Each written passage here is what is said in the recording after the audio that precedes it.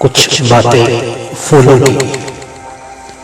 फूल निसंदेह प्रकृति की सबसे सुंदर रचना कही जा सकती है। फूलों को देखने भर से ही मन में एक अलौकिक सौंदर्य का आभास होता है। सभी युग के लगभग सभी महान कवियों ने फूलों को अपनी रचनाओं में स्थान दिया है। प्रकृति का कोई भी वर्णन फूलों की चर्चा बिना पूर्ण नहीं होता है, क्योंकि फूल प्रकृति के सौंदर्य के प्रतिनिधि के रूप में दिखते हैं। न जाने कितने ही गीतों में फूलों ने स्थान बनाया है। फूलों को सौंदर्य का प्रतीक मानते हुए सुंदर बच्चों और सुंदर चेहरों की तुलना फूलों से होती रहती है। न जाने कितने रंगों और कितने विभिन्न आकारों में फूल हमको दिखते हैं। कितनी आश्चर्यजनक बात है कि सभी फूलों की अपनी विशिष्ट सुगंध होती है, पर कुछ फूल दिखते तो बहुत ही सुंदर है, पर उनमें सुगंध बिल्कुल नहीं होती। हम नहीं जानते कि प्रभु या प्रकृति के मन में फूलों की रचना करते समय क्या होता है। आप अगर विभिन्न प्रकार के फूलों को ध्यान से देखेंगे और उनकी अलग अलग सुगंध का आभास करेंगे तो आपके मन में निश्चय ही प्रश्न उठेगा कि इनको बनाने वाला कितना निपुण और शक्तिशाली होगा।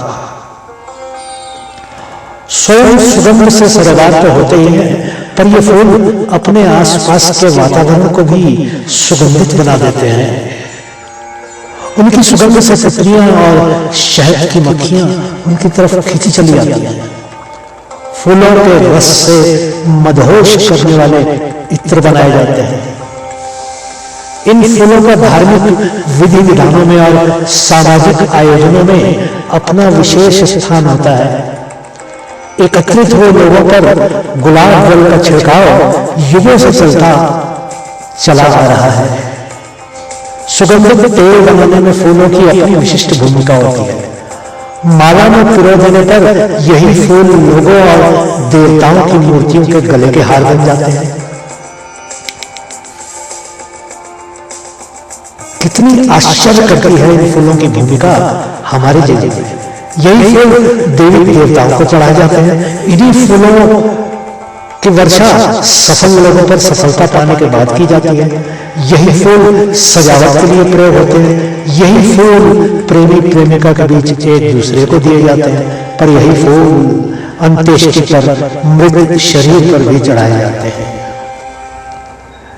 इन्हीं फूलों को एक प्रेमी अपनी प्रेमिका को अपने सुगंधित और शुद्ध प्रेम के प्रतीक के रूप में देता है।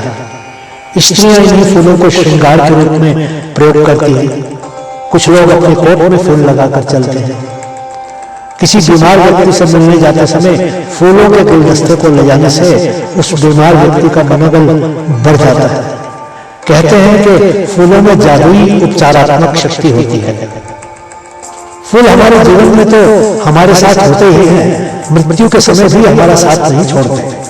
फूल प्रेम, बलिदान, सम्मान, आदर, सौंदर्य और शुभेच्छा के प्रतीक होते हैं। कवि और गायक तो फूलों की प्रशंसा करते हुए थकते ही नहीं। फूलों की प्रशंसा में कुछ पंक्तियां कहना तो बनता है। फिर छिड़ी रात बात फूलों की, रात है या बारात फूलों की। फूल के हार, फूल के गजरे, शाम फूलों की, रात फूलों की। आपका साथ साथ फूलों का, आपकी बात बात फूलों की। नजरें मिलती हैं, जान मिलते हैं, मिल रही है हयात फूलों की। कौन देता है जान फूलों पर, कौन करता है बात फूलों की। वो शराफत तो दिल के साथ गई, लुट गई कायनात फूलों की। अब किसे है दबावे तोहमते इश्क, कौन सुनता है बात फूलों की। मेरे दिल में सूरज सुबह बहार, तेरी आंखों में रात फूलों की।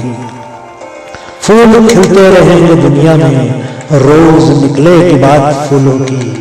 ये गजल महकती ही रहेगी, जैसे सहरा में रात फूलों की, जैसे सहरा में रात फूलों की।